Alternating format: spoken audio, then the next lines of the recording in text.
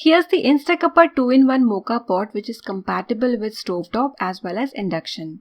It's made of durable and premium grade aluminium. Its wide mouth makes it easy to clean and maintain. It has a large capacity of 300 ml. It is equipped with cool to touch handle. On one side of the Moka pot, you'll find the safety valve. Let's open and see the strainer plate.